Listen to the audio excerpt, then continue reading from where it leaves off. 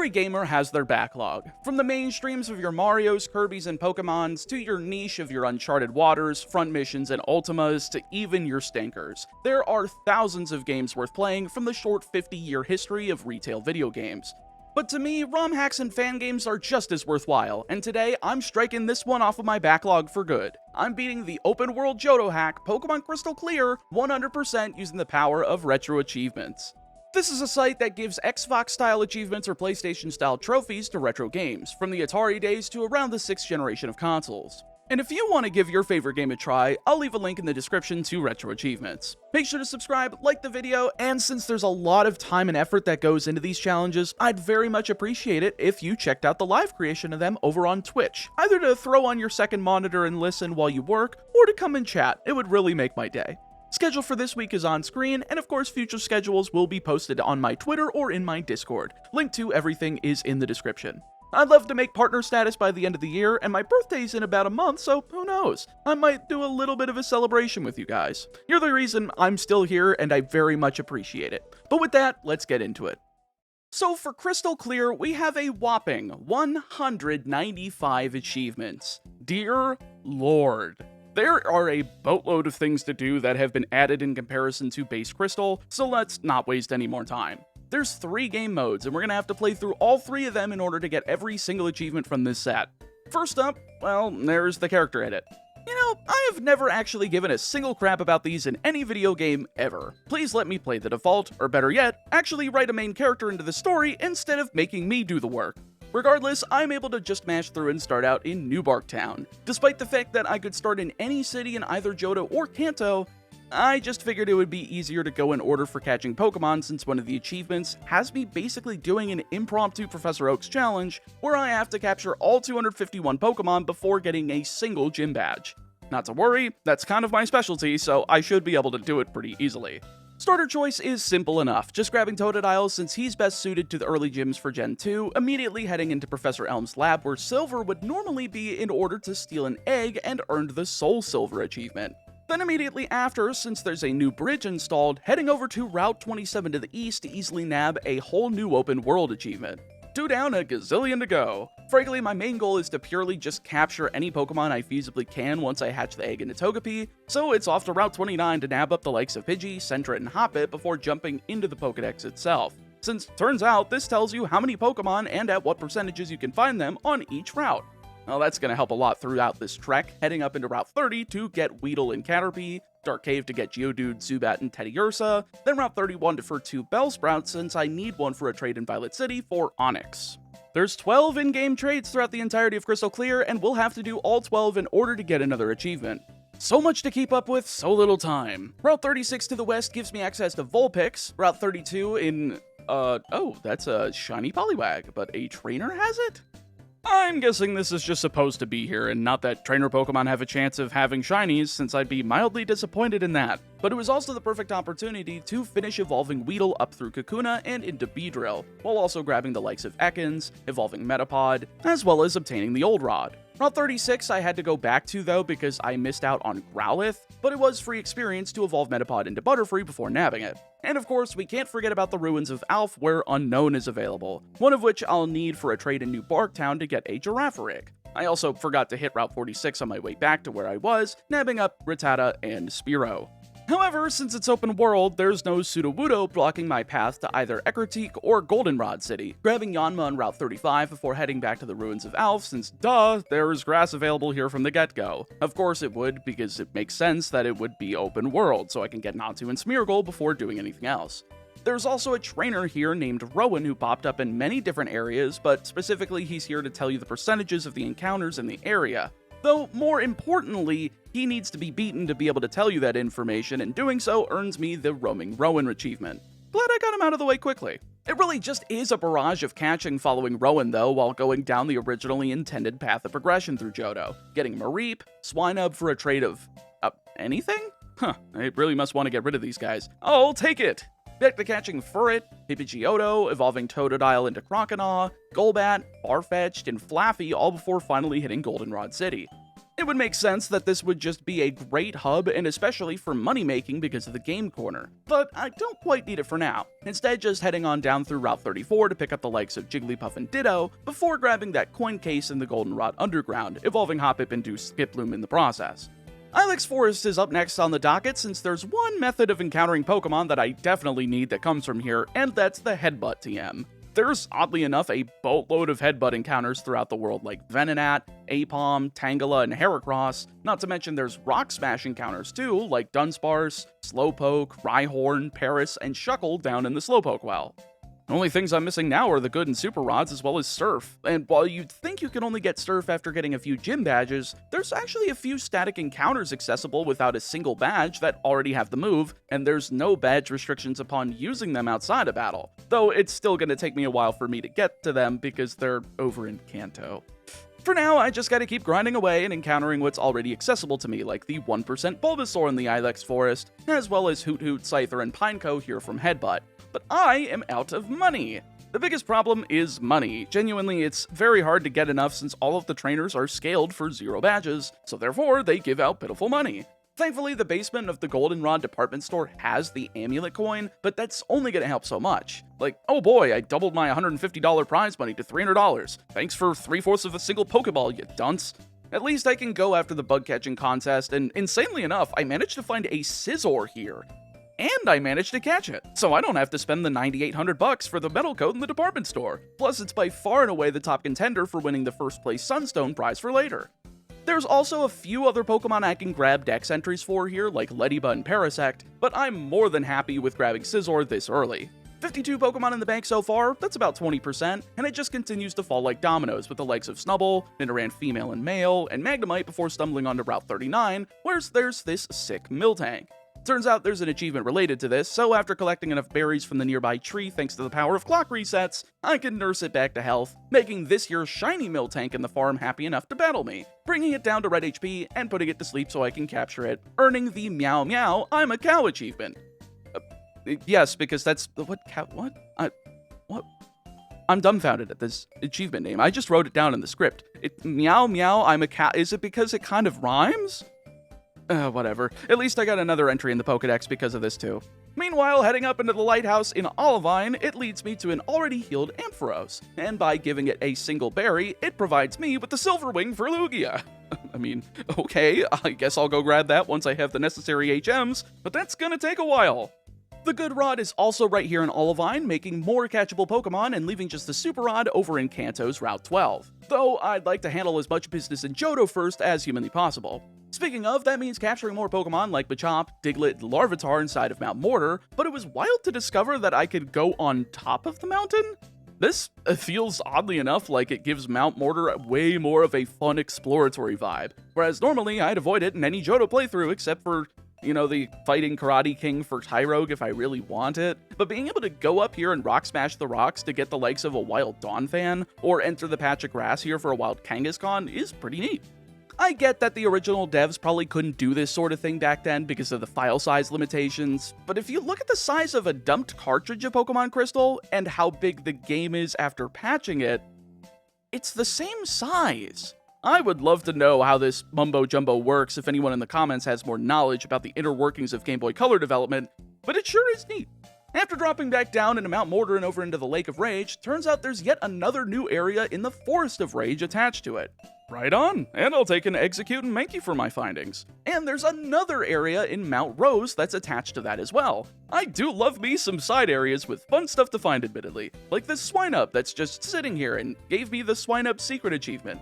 Well, I didn't follow it from Blackthorn City, but I guess I'll take the achievement by complete accident. There's also a hole here that just drops me into Mount Silver of all places, nearly getting mauled by wild Pokemon way higher level than me, but I do manage to survive and go into Kanto.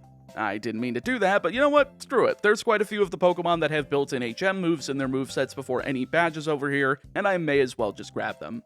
Due to my unfamiliarity with this hack though, as it's my first time I've played it, I've been looking around pretty much any house and talking to any NPC I come across for extra items or features that I would have missed if I had just passed them like I would in any vanilla Pokemon game, but that strategy led me to— Oh yeah, need a home? Call Randy, yeah. What on God's green earth is the Macho Man Randy Savage doing as a realtor in a Pokemon hack? Well, you see, just like anybody else that is passed on from Earth, I ended up getting isekai'd, yeah. I never knew what a Pokemon was before coming here, though I do know a thing or two about realty, yeah. Not a single realty business existed, so it was easy for the cream to rise to the top, yeah. A very interesting story there, Randy. I'll have to come back to you to hear more of it later. Finally heading to Kanto, and you know what time it is. That's right, more catching. Poliwag and Magikarp from fishing in Viridian City, Pikachu and Chikorita in the Viridian Forest Grass, with Dratini and Horsey there from the Good Rod. Just beyond, of course, is Pewter City, home of an easy achievement where I just have to go up to the Old Amber and try to take it like half a dozen times without talking to the scientist next to it, and just straight up steal it to earn the Are You Proud of Yourself achievement. Am I? Well, I mean, I can't get points sitting around twiddling my thumbs, right? So yeah, I guess so. I'll revive it later, but for now, there's even more Pokemon to evolve and catch as I work through the general progression of Kanto, and I suppose achievements too, with the Meet the Propaniacs achievement received for beating Char King Wagner here on Route 4. No, I've never watched King of the Hill, but I do know enough about Hank Hill to be able to believe that if there were a movie called Meet the Propaniacs, that he would probably be the prime person to watch it. Anyway, in the Pokemon Center, I figured I may as well buy the Magikarp here despite having already caught one before, and it looks like I was rewarded with a shiny. I'm willing to guess this is guaranteed, but I do like the goldfish nonetheless. Back to catching, Mount Moon contains Clefairy from Rock Smash, as well as a new achievement in the Pokemon Trail for learning about Pokemon footprints from Tico here in Mount Moon. Neat, I guess? I don't know what they're used for yet, other than telling you what Pokemon might appear in the area if you haven't seen it before, so I don't really care too much. What I do care about, though, is that Clefable is also accessible here with Rock Smash, so no need for a Moonstone. And with Natu evolving into Xatu and getting a little bit more searching done, I finally found a Cleffa. Oddly enough, though, the segment of Mount Moon also leads to another new portion of the map, with both the Ace Trainer headquarters, but also another professor by the name of Grizz. He's got his own PC system that allows for online tutoring for different moves, so that should come in handy once it comes to battle-related achievements. That and his own Battle Innovations achievement for gaining access to the feature. He also battles me right after, and I've got to say, it is really weird having opponents that A, have nicknamed Pokemon, and B, having them be different colors, but not considered shiny. For some reason, that just irks me. One last thing in Mount Moon happens to be a trainer by the name of Bibif, though. He's got hair shaped like an eighth note, and that makes me very happy. Mostly because I have a logo that's basically a treble clef with a C stuck in it. Mostly because I used to do music before I did Pokemon stuff, but that's all unlisted because a lot of it was during my high school years and I was really bad at it. But there's a small playlist, if you want to go look for it. I don't advise you do, though. Point being, we need to take him down since he actually provides 5 different music tracks that can be played from the Pokegear. Of course, it's easy since he's still scaled to have low-level Pokemon due to myself having 0 badges, but it's actually crazy what songs Shockslayer managed to pack into the game. I'm legitimately impressed as the other Pokemon songs in here like the Coliseum Cypher Peon theme, memes like the Spider-Man 2 Pizza theme, and most of all the sheer amount of Mega Man tracks in here. There's gotta be at least a dozen in here. Cannonball, the final boss theme from 03, Base's theme from 7, Rainy Turloid and Hymax from Mega Man X6, Bubble Crab from X2, and I guess by extension Duff McWhalen from X5. No, it's not Tidal Whale. You will not un-Guns N' Roses my Mega Man X5. And then you've got Dynamo and Zero Stage 2 from X5 as well. Though probably the most triumphant and my favorite of them all, the Mega Man 3 title theme.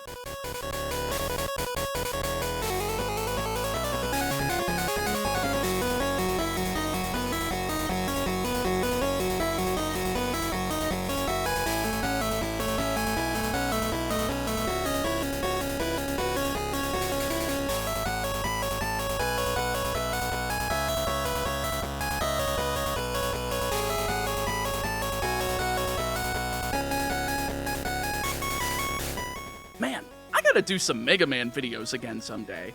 This channel, after I was done with the music stuff, started with the Mega Man franchise since it's my favorite series. I might do Pokemon videos, but Mega Man is #1 for me. And there's bound to be a lot of stuff I could do with it, and a lot of other franchises, Nintendo or adjacent to them. And hey, looks like during the time I spent beating those bosses damageless for a 10-second bit, Togepi evolved into Togetic. One friendship evolution down, but I still have Crobat and Blissey to deal with later. On my way out, though, I took the Helix fossil. I knew if I didn't say what I took, you would all ask. Actually, now that I think about it, why would you ask? There was no dome fossil in the first place. Well, I think that's everything to do in Mount Moon, and frankly, I think you might be getting bored of listening to me list off Pokemon in each area as well as evolutions that keep happening. So just know while I'm talking about the achievements I ended up going for in the interim, I'm still collecting every Pokemon I can from previously evolving captured Mons, from the grass, headbutt trees, fishing with all 3 rods, and soon, surfing. Of course, there's another trade in the Ace Trainer headquarters requiring Wooper for Wobbuffet, so that's 4 out of 14 down, and right outside of Cerulean City sits routes 24 and 25, the home of the Nugget Bridge Gauntlet. But a different reward lies at the end. Sure, we get the Nugget, but with the area being a bit more open, I am able to hop down this rock face and interact with the back of Bill's house to find a blue Pikachu named Pikablue. That's right, the non-shiny Pokemon with nicknames are catchable for myself, and that's probably more interesting to me because I was a 2000 baby. I was born after the whole Pokegods and Pikablue thing was necessarily making its rounds, but I can't complain since Pikablue has access to Surf, making sure pretty much everything but the Super Rod Pokemon are now available to me. And even then, that's pretty quickly remedied once I hit Route 12 south of Lavender Town. On my way to the next achievement, though, ends up being Fibbiv's second location on Route 7. So I easily take him out right quick just to get another piece of music before looking at the Celadon department store. And on the first floor, there's a new NPC by the name of the Trade Back Guy. He does exactly what it says on the tin, trades you back a Pokemon you offer him in order to perform trade evolutions. And evolving one Pokemon with him, in my case Kadabra and Alakazam, nets me the Thanks Guy achievement. Quickly after 2, I can grab the No Stadium Required achievement for teaching Surf to a Pikachu, which happens to pop up after withdrawing Pikablue from the box. I love when little accidents happen like that. Another one here in Celadon happens to be where you'd normally find the Rocket hideout back in the Kanto games, that being defeating the last Team Rocket grunt sleeping behind here to earn the call that never came. Honestly, I kind of feel for this Rocket grunt. Sleeping in such a small, confined space, kind of like a studio apartment to save money, and hoping that the purpose in life that you feel you used to have but lost comes back is really heartbreaking in a way. Alas, I just gotta keep on trucking forward. And the best way to do that is by getting some easy achievements to get my mind off of the depression that comes with being alone in a dark room. There's a nice Voltorb up in the Goldenrod radio tower named Bort that just so desperately needs a home in my PC, getting the Simply Bort achievement for grabbing him, as well as beating Beautiful Man Chaos in the same spot that the old Petrol fight would have been in. Or, I guess, generic executive if you're talking specifically Crystal, but it's just a Delibird and Cleffa at once again 0 badge scaling, so that's an easy achievement of I'm an Agent of Chaos. Afterwards, though, I caught up on some trades since there's 2 more here in Goldenrod, those being Abra for Machop in the department store, and in the house next to the cafe on Saturday night, Diglett for a Magnemite. Speaking of that cafe, there's another achievement to take care of here in Goldenrod, though it first starts with the Odd Egg on Route 34. See, I need to hatch a shiny Pokemon out of one of these. Pretty simple since the odds of Crystal and the Odd Egg being shiny are 1 in 16, so I am able to hit a shiny Elekid right away to earn an Odd Egg achievement, but what I really need is a shiny Cleffa. Not for the Pokedex's sake, but for an achievement. See, there's a new cafe here in Goldenrod and Crystal Clear, and they want to make a sign to attract customers. Turns out though, if you show the lady a shiny Cleffa, the sign will be different. So I just went ahead and reset until I got the correctly colored egg, since you can actually tell whether a Pokemon will be shiny or not based on the egg's color in this hack, hatching the Cleffa, showing it to the lady in the cafe, and earning the A Star is Born achievement. But guess what? You're not seeing the sign because I'm soft resetting to get a Tyrogue out of the Odd Egg just for convenience. Apologies, ma'am, your sign will not be special, but you'll at least get a normal Cleffa sign. I am at least nice enough to do that. It's just easier for me to do this than rather hunt down a 1% Tyrogue encounter elsewhere. A few other easy ones to nab up as well while I'm going around, like catching the shiny Magikarp in Lake of Rage to get the red scale, earning the Golden Carp achievement, as well as one of the Togepi in the Mount Mortar peaks to earn Cute Critters. I also want to highlight this specific trade in Olivine City where for an Eevee, you can get one of the custom palette Pokemon. In this case, it's a Squirtle named Bowser, and yeah, this fits pretty nicely for the name, especially the evolution's colorations, bringing me up to 10 out of 14 trades. I could really use some more money though, and I think that means it's finally time for the Game Corner. That's right folks, if you're low on money, simply go gambling. So it's time to throw a chip clip onto my controller's Turbo A button and work on this video script. Oh goody, my favorite. In fact, once I checked how many words were in this script once I was finished with it, I looked and saw that it came out to just a little over 20,000 words. and I'm gonna be lucky if I can get that much stuff in less than 2 hours. So if you would like to help support your small indie filmmaker make dumb videos like this, I'd very much appreciate it if you threw a membership my way, a super thanks in the comments telling me a specific game's achievements you want to do, because I will do them if you decide to pay me enough, or just taking a gander over to my Twitch channel, link in the description, where I'll be streaming quite a few of these challenges. I'd like to get back to weekly videos, but when stuff ends up being this long and I'm editing it all myself, it genuinely gets to be impossible to do so unless I focus on shorter projects, which probably will be what I end up doing for the rest of the year, since I have another big project I want to have done in about 3 months' time. And it's probably my biggest project yet. Anyway, the reason we're actually at the slots in reality is to get enough to muster up 11 Master Balls, since for some reason, those are available here for 7,500 coins. I don't really want to have to worry about missing any of the legendaries or spending needless money, so I'd rather take the time now and ensure I can get them for all of the Gen 1 and 2 legendaries, plus a few rare candies to sell off to make a profit. It's also like pachinko in a way, isn't it? Simply be skilled enough to start with 200 coins, make your way to the max 9,999 coins, redeem them for rare candies and a Master Ball, sell the rare candies to the department store next door so they can turn around and put the rare candies back over in the game corner. I honestly cannot believe this is how companies got around the updated gambling laws in Japan that were enacted just over a decade ago. And Konami got into pachinko after those reforms.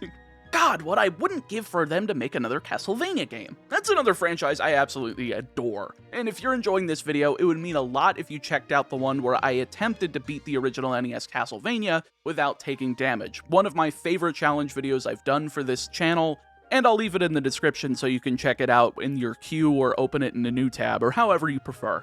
Next up, there just so happens to be a static Kangaskhan in Viridian Forest across this pond of water, so that's a free capture to earn the Secret of Kangaskhan achievement. Finally, 20 down, 175 to go. If every achievement takes me a single minute to talk about, this video's gonna be 3 hours and 15 minutes. Dear Lord, have mercy on my editing soul. Editor's note, kill me. Anyway, since I'm in Kanto and have these Master Balls in hand, it's an easy serve down toward the power plant and onto the top of the rocks behind the plant itself to find Zapdos, complete at level 5 because of the lack of badges, but still an easy capture thanks to the first of my Master Balls to earn the Thunderbird achievement. Speaking of, I need to go back to Johto to unlock the Legendary Beast since I kind of forgot to do that, and I may as well take care of the achievement on the SS Aqua. I wouldn't do this otherwise because I've been taking either the Magnet Train or Fly because that's been the easiest way to travel since grabbing Kenya the Spearow from Goldenrod's North Gate, but just doing the normal quest of finding the old man's granddaughter will earn me the Entei Approves achievement. Fitting considering he's one of the 3 I need to go for. Usain was a bit of a blockage before since he doesn't scale level-wise, but who cares now that I have both a Dragonite and a Tyranitar completely trained and ready to go. They're mostly here just to eventually get to level 100 for the future achievements. Otherwise, I'd train other stuff, but in the time it told me to tell you that, the fight is over and I've fallen down the hole to unleash Raikou, Entei, and Suicune. Of course, that means there's only 2 roamers as part of this because we are in Crystal after all, but I still have to grab a bunch of repels and go back and forth between routes. In my case, Route 34 in Goldenrod City. Thankfully though, it doesn't take long to grab Raikou, earning the Lord of Thunder achievement, and Entei, earning Lord of Fire. Suicune, of course, isn't a roamer, but he is annoying, and then I've got to go to Cianwood City to chase him out and fight Usain again and pummel him, then chase him to Route 42, then to Route 36, and then finally beat all of the kimono girls inside of the Eckertique Dance Theater before heading into the Tin Tower and beating all 3 stages without breaking a sweat before Suicune finally lets me approach, immediately Master Balling it and earning the Usain's Dream achievement. One more non-box legendary for Johto to deal with, and that's Celebi. Very simple process at least. Talk to Kurt, talk to Professor Oak and tell him Kurt sent you, get the GS ball, hand it to Kurt, change the clock to advance it by 1 day, then see that the Ilex Forest is losing its shit. Make it stop losing its shit by chucking a Master Ball at Celebi, calling it a day with the mystery of the GS ball achievement. Sweet. And since I'm within the vicinity, there's a new area between Route 32 and Cherry Grove City called Cherry Grove Bay, complete with its own Cherry Grove Cave. But on top of the cave is a random black belt by the name of McD. And by punching his McD off, I'll be able to earn the Don't Let Me See You on My Earth Again achievement. 27 achievements down, and would you believe that was the last one I got for my 3rd day of working on this video. This Pokédex and Game Corner grinding really has been reducing the amount of achievements I've been able to get, so hopefully I can finish this dex on day 4 and get a frickin' move on. Back out of the cave and into the bay, there's a computer in this house that contains a Pokemon that isn't in the game, and upon seeing it, I'm both rewarded with the Pig Dab achievement and scarred for life. Would you believe me if I said there's yet another trainer in Cherry Grove Bay worth it of achievement, though? Well, going out of this segment of Cherry Grove Cave leads to Border Colgate, and of course, Unscaled Team, which means I can knock his teeth down his throat to earn the Duck Amuck achievement. Really expected the achievement name to be a teeth pun, considering the name of the toothpaste, but I'll take not making the same joke as the devs. Lord knows I've already done that enough in previous Retro Achievements videos. One more trainer has an achievement linked to this area, though it's actually in Cherry Grove City itself, as there's a hidden grotto-esque area in the trees of the city containing Yellow. If you're unfamiliar, she's just from the Pokemon Adventures manga, and that's about all I know from her because the only segment of Adventures I've read was from a few volumes of the Black and White era before my parents thought it was porn. All anime or manga was porn to them. I don't know why, and while I'd get it nowadays, since I would probably never let a kid get near the world of VTubers, anime, or manga due to the internet culture surrounding them, back in the late 2000s though, early 2010s, it really wasn't that bad. I mean, I had a friend over in middle school that got kicked out of my house the morning after the sleepover because he put Fairy Tail on my TV since it was on Netflix. And then I got in trouble for trying to watch Ouran High School Host Club on my 3DS with Netflix. Surely that one isn't bad, right? I mean, I guess they are homophobic, so I could imagine seeing an opening that likely looks like yaoi isn't going to do me any favors. Anyway, with the Hidden Grotto achievement in hand and the only place to get Remoraid and a Wild Sudowoodo outside of a tree completed, it's about time I perform the 14th and final in-game trade, that being Butterfree for Doduo over in Blackthorn City, earning me the Traveling Trader achievement. At this point as well, I'm already up to 238 out of 251 in the dex, and considering 6 out of those 13 are legendaries and the rest are Pokemon I just have to evolve, we're closing in on finally being able to blaze through a huge chunk of this game's achievements. But while I'm in Blackthorn, I may as well go on top of the rocks here by jumping up this portion that's inexplicably interactable for some reason to find one of those drop-down holes, getting me into the Dragon's Den without any badges and earning the Dragon's Fall achievement for doing so. And while I'm here, I may as well get the HM for Whirlpool both for this area as well as for the Whirl Islands in a short bit. So I'm dumb, and I thought I had to go catch Moltres in Victory Road like you would normally do in Red, Blue, and Yellow, but it does make a lot more sense that they would put it in Mount Silver considering its location in Heart Gold and Soul Silver. One Master Ball later, and that's the Firebird achievement down. Articuno has stayed put in the Seafoam Islands though, so with the power of strength thankfully obtained through the static Piloswines that are available in Johto's Ice Path, I can do the puzzle and get myself the Icebird achievement with yet another Master Ball. And I suppose I'm close to Cinnabar Island, may as well go after Mewtwo's quest. And, by extension, it would probably be best to revive Aerodactyl. Yeah, they rebuilt a new version of Cinnabar Island and connected it to the old one with an underground tunnel. Neat.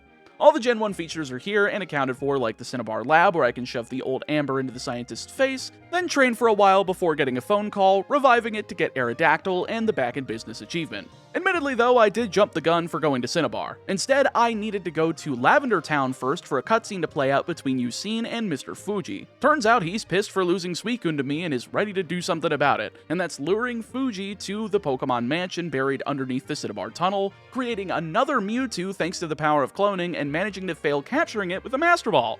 Dumbass, your aim must have been absolute trash.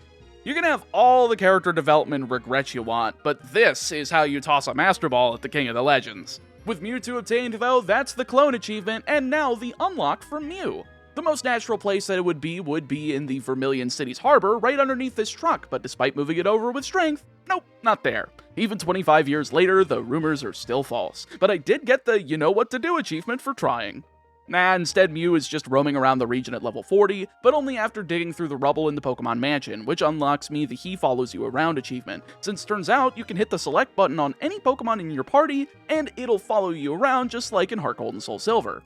Unfortunately for you, I don't give a shit about this feature and just want to play the game, but I'm sure the purely superfluous thing is nice to some people. Off it goes though once we smash open this tank right behind those rocks to earn the Outbreak achievement, sending Mew out as a roaming Pokemon after interacting with it once more. Of course, this means I can hunt between routes 24 and 25, using Piloswine at level 30 to Repel Trick out the level 40 Mew, and throw a Master Ball to catch it and earn the Mythical 1 achievement. 2 more legendaries, and frankly, I forgot that I haven't even gotten the Rainbow Wing. It's available in Sprout Tower, but one of the achievements requires me to get through it without beating any of the sages inside. Initially, I thought it was because all of them are spinners and that I would be able to just, like, save after each one of them and getting by them because there's no such thing as, like, bag manipulation as there is in Generation 3. But turns out they're not. There are required fights inside. Well, then how do you do it, you ask? Well, there happens to be a secret entrance in the trees after surfing west of the building, and clearing through this gate lets me just steal the rainbow wing out of this guy's pocket in order to earn the Wing Commander achievement. Funny, but overall unimportant considering the real achievement is taking another Master Ball up to the Tin Tower's peak in order to throw it at yet another giant fire chicken to earn the Behold the Sacred Fire achievement. Neato, but I had to use one of the Master Balls on a previous wild encounter since I ran out of other types of Pokeballs. So one more grind to the game corner is needed. Thankfully though, this comes with the bonus of being able to get an achievement over in Celadon City, as I need to win the slots 3 times by betting 1 coin without leaving, earning the 1 credit clear achievement rather quickly, since even just letting Auto Fire do its thing, it still managed to give me the achievement. Once the Master Ball is in my hands though, there's a few special things I need to make sure I have in my party before going after Lugia. First of all, I need to have Whirlpool to get into the Whirl Islands, as well as 3 different types of moves to destroy these strange glowing orbs, with Piloswine's Dig on the first, Lapras's Whirlpool on the second, and Ho-Oh's Sacred Fire on the third. With those pillars destroyed, the light has completely left the Whirl Islands, so once I delve into the deepest chambers, Lugia has transformed into a monster, with the re-emergence of XD001 Shadow Lugia. But it's my fault, so I shall reap what I sow by throwing a Master Ball at it to earn both the Beast of the Sea and Gale of Darkness achievements. And with Lugia being my 251st and final Pokemon, that gives me the Gotta Catch 'em All Crystal Clear achievement as well for my efforts. But don't forget, this was an impromptu Professor Oak's challenge, and I gotta go show the professor himself the work that I've done, presenting the completed 251 Pokemon dex. But I'm also challenged to a battle. Well, I'm certainly underleveled for this, but I guess I could try with a few pseudo-legendaries and legendaries on my side. Mewtwo cleans up Lantern, Tyranitar destroys Houndoom, Primeape beats a Psychic from Mewtwo, and Tauros actually gets a KO by taking out both Entei and Tyranitar, but due to paralysis, I'm able to finish it off with Mewtwo. Second to last is Gyarados, and while I'm like, I should use Raikou because quad effective Elector moves, it's 33 levels lower and gets obliterated by Hyper Beam. I'm thankfully able to clutch it out with Mewtwo's Psychic and Dragonite's Wing Attack, leaving just Executor. I do need to full restore Dragonite, but it comes with a double Wing Attack, the KO, and the win to earn the real Professor Oak Challenge achievement. 47 down, 148 to go. And while you'd think completing the Pokédex would have gotten me a lot farther, there's still a boatload to go for. Luckily, one of the achievements isn't getting Pokerust though, but if it were, I would have gotten it right now. Seriously? 2 videos in a row? Speaking of which, if you enjoyed this video so far, feel free to open that one in another tab after this one. I'm pretty happy with how much effort went into collecting every shiny Pokemon in Emerald version. Anyway, we're not done with achievements related to catching Pokemon though, since there's one for either capturing a Skarmory named Bronzori, Mankey named Snout, or Sunkern named Snowdrop over in this secret spot of the Lake of Drage, in which I got the second of the group, earning Happy Little Tree. There's also one in Violet City. Simply talk to Shockslayer in the Sprout Tower on Tuesday, which I made sure to do while getting the Rainbow Wing earlier, and during the night on the tree to the east of the tower ends up being Spectre the Shiny Haunter, capturing it after a weird soft reset freakout that nets me the Lost Soul achievement. Another miscellaneous one I should probably pick up while catching Pokemon for post-Dex completion is in the Ruins of Alph, in which I need to complete all of the block puzzles, including the brand new 5th puzzle, which earns me the titular achievement, the 5th puzzle, for completing. Not to mention, it opens up all 26 unknown forms here since there's no exclamation point or question mark unknown just yet. So 26 captures later, and I've gotten the Gotta Spell 'em All achievement. Easily done. But that's not all regarding unknown, since there's a brand new area behind Kurt's house that leads to the Alph Forest, an area lost in time that needs to be resurrected. This requires me to grab the C, S, and G unknowns here, reverting time back to its original flow to earn the Voice of the Forest achievement, but not quite leaving yet since I need to capture the 3 revitalized static encounters here in the forms of Sneasel, Tyranitar, and Scizor. Now I'm running low on balls again, but it's just enough to nab up all 3 of them, earning me the Marauders achievement. But even then, I'm not done in here, since I need the Gold, Silver, and Crystal unknowns since they're all different colors to come back in with me to the forest in order to get the epic meme himself, B. I don't know why this is a meme. Wouldn't it make sense to do E for the Markiplier joke? I guess this hack is from 2019, has had updates since, so this might be just too old of a reference for me to remember. I don't know. It's an easy capture nonetheless. And while you'd think that putting one of these in my party, since they all have more than just hidden power, would unlock the Fun with Letters achievement for teaching Unknown a second move, turns out I have to do that manually. There's a broken shrine in the Ruins of Alph that I can bring an Unown up to in order to teach it any of its other hack exclusive moves, so I just slap one of them on there to call it a day with fun with letters. Next up, there's a special Onyx over in Fuchsia City that requires me to get this gate key from the bottom right corner of the city, unlock the gate that Onyx is in, then use strength on it in order to push it to the right. Once done with that, I can encounter it and discover Crystallio, likely a reference to the Crystal Onyx seen in the Orange Islands portion of the anime, capturing it to earn the Feat of Strength achievement. Next up, there's just a random tile on the left side of the Nugget Bridge that has a Spinnerack named Doug. Nothing special about it, just Doug. Catching it to earn the Hey Little Guy achievement. Speaking of non-special locations, the bottom right patch of Route 13 with 2 spots of land and a barrier actually contains a dugong named Koholint. So I threw a couple of balls at it to earn the Beyond the Sea 1 achievement, with Long the Dragonite being available in the other spot on this random rock next to the lighthouse between Pallet Town and Old Cinnabar, catching it for Beyond the Sea 2. We sure are blazing through some of these achievements, so how about a few more, such as Hack the Planet for getting the DV viewer in the middle room of the Cinnabar lab, which takes an oddly long time to install? I guess it makes sense, considering it gives you a whole new menu accessible for the rest of the game, so it would take that long to load. Makes enough sense to me. More Kanto stuff to take care of, this time another revisit to the Seafoam Islands, since for some godforsaken reason, despite the fact that we already started with the Pokeflute channel and the Pokegear, the actual physical Pokeflute is hidden just below this ladder with no other way to access this area than to just predict where a fake ledge would be, checking the top right spot of the area to find the hidden item and earn the Song Remains the Same achievement. Now for the really weird cluster of achievements, because this is the first of them.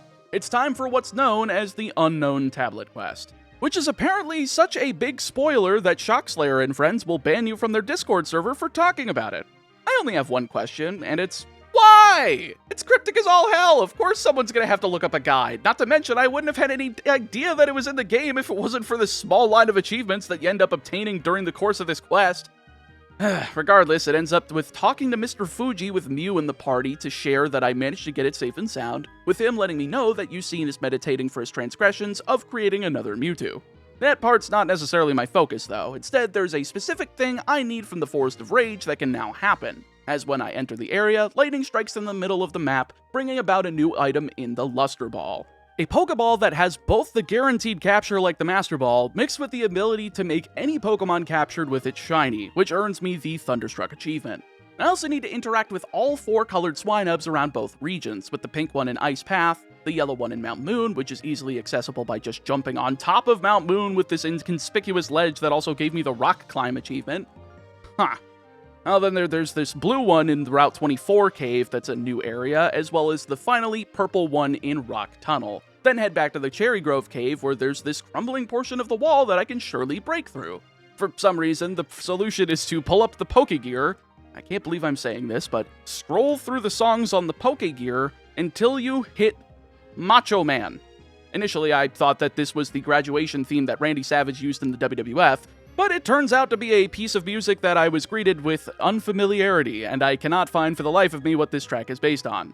I mean, the Macho Man is in the game in multiple places. I mean, we already met him. In fact, we're going to have to fight him later on for an achievement. Point is, with the power of the Macho Man flowing through our veins, I can just punch the wall down with the music playing. Yeah. What is this hack? Turns out I was supposed to find a pickaxe somewhere else in the cave, but nah, I don't need that. I can just punch a wall.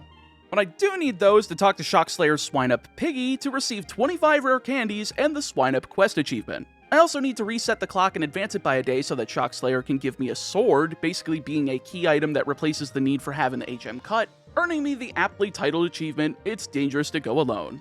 It wouldn't be a sword without a Zelda 1 reference now, would it? Now there happens to be another wall like this that I try bashing in with the sword since I don't have a pickaxe nor the power of the Macho Man on the side anymore, but Shockslayer is able to come on through, break it down, and lead me into the most hidden section of the Ruins of Alph. The Unown Tablet happens to be in here, which is the item we've been searching for, but it's not charged yet, and I've got to fix that.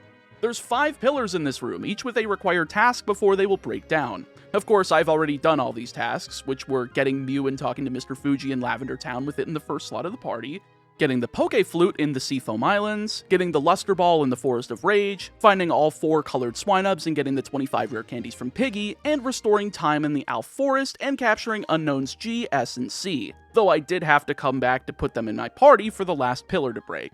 Unfortunately, I was looking at my recording and it just blacks out at the pause screen before I break that last pillar, and doesn't come back until I appeared in this gorgeous golden room here. Not much happened though. I just caught a Piloswine named Snowcap in the ice path after breaking the pillars to earn the Ancient One achievement, KO'd a level 100 Entei named Guardian that was blocking the 6th and final pillar to earn the Beast Unleashed achievement, then caught a Xatu that knew the move Haze so that I could unlock the last pillar, reaching this said golden room to empower the Unown Tablet, earning the final riddle. Turns out, though, I wasn't supposed to do this yet.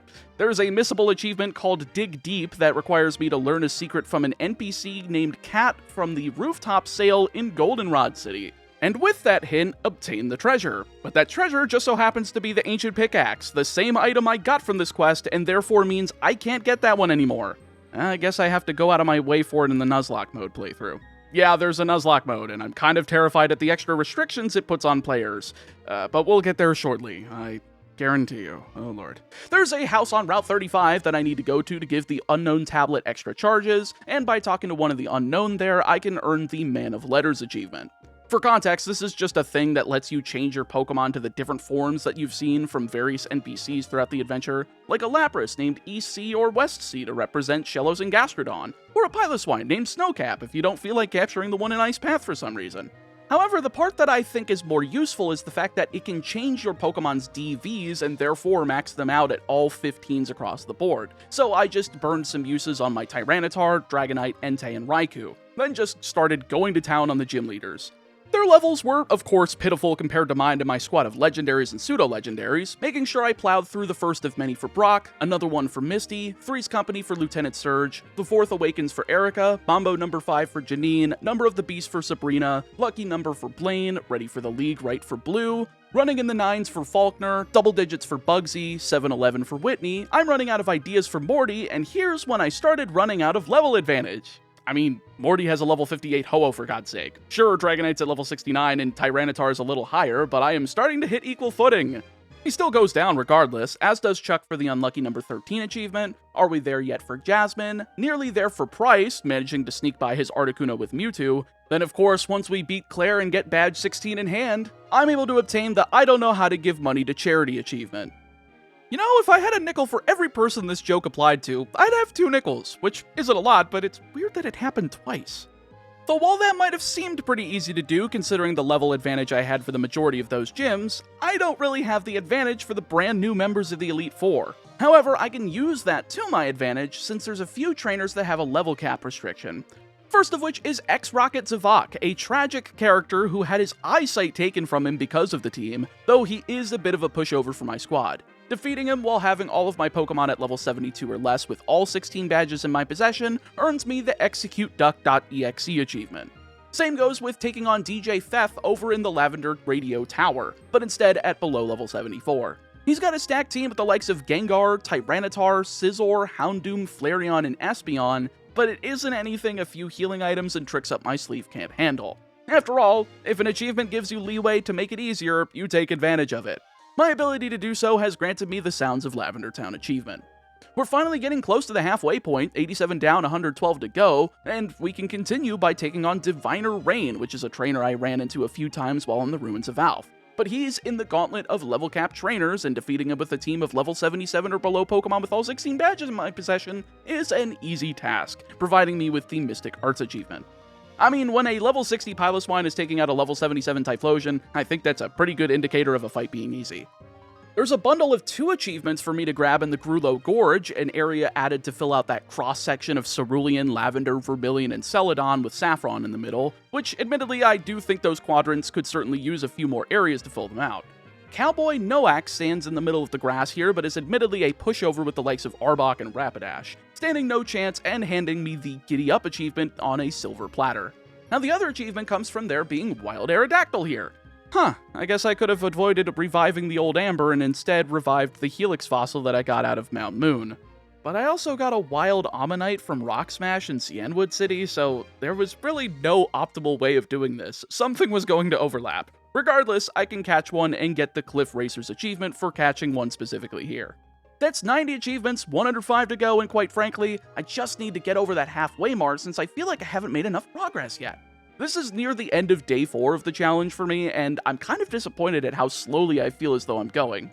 Sure, I'm doing this basically blind, but I kind of figured that I could have had a better route going despite that. Alas, I shouldn't be so hard on myself. 195 achievements is a lot. Surely I can finish this in the next 4 days or so. Speaking of, it sure would be a great way to start the day with 16 new achievements, right? Well, there are achievements for beating every single one of the gym leaders' set 16 teams, all maxed out around the mid-70s. And considering I could use the EXP and money, I'm more than happy to take them for a spin. And while I'd love to go over every fight individually like I usually do for hardcore Nuzlocke challenges that I've done in the past, we've got a Nuzlocke mode coming up later on and I'll have the opportunity to do so there, and this video is already getting long as it is. Frankly, it's just throwing whatever items at my Pokemon I need to, so that the likes of the under-leveled Piloswine, Dragonite, Raikou, and Entei alongside my other Dragonite and Mewtwo can run through Brock's Golem, Kabutops, Steelix, Rhydon, Aerodactyl, and Tyranitar to earn the Rock Smash achievement with only 2 surviving team members. Misty is a bit easier though with Golduck, Lapras, Quagsire, Starmie, Octillery, and finally Lugia, which sounds threatening, but Mewtwo and Piloswine grinded into dust to earn me the Water Boiled achievement. Next up, Lieutenant Surge is a sweep with various Earthquake users, taking out Raichu, Magneton, Porygon 2, Electrode, Raikou, and Electabuzz, earning the Earthquaked achievement. Yeah, I mean, that's true compared to Water Boiled. Erica's pretty easy to blow away with the likes of Dragonite's Fly, Piloswine's Blizzard, and bizarrely enough, Aeroblast, Mewtwo's Fire and Ice Punches, and Entei if it weren't for the insane level difference. Regardless, I can run through Tangela, Venusaur, Bellossom, Jumpluff, Victory Bell, and Celebi, earning me the Forest Fired achievement. Janine's the simplest of the bunch thanks to the power of Mewtwo Psychic and various Earthquakers, taking out Crobat, Muck, Ariados, Venomoth, Tentacruel, and finally Gengar to give me the Toxic Stalled achievement. Off to Sabrina, and I could certainly use the power of Shadow Ball and a physical attacker for this battle, and I have one. It's called Entei. It just keeps getting killed as a level 40 being sent out in a field of level 70s. Thankfully, the rest of the team does manage to barely eke by, getting through Espeon, Mr. Mime, Alakazam, Xatu, Girafarig, and Mew, earning me the Mind Blown achievement.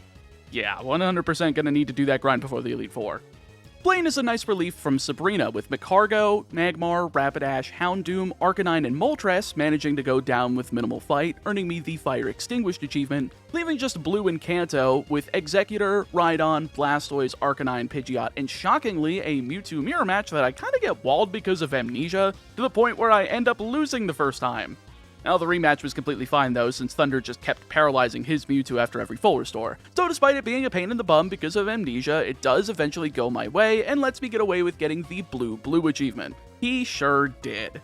Back to Johto for the other half of the gym rematch equation, with Faulkner getting zapped, rocked, and frozen out of the sky through his Pidgeot, Skarmory, Gligar, Fearow, Dodrio, and Zapdos, which I guess we couldn't give all the legendaries to the Kanto leaders, since Zapdos would have probably been a better fit on Lieutenant Surge's team for the immunity to Earthquake, but I'll take the Chicken Fried achievement whatsoever. Bugsy is next, and of course Bug types fall apart to Flying and Rock types, taking out Butterfree, Sudowoodo thanks to the incidental waterfall on my Dragonite, Scizor, Pinsir, Beedrill, and Heracross to earn the Bug Squashed achievement.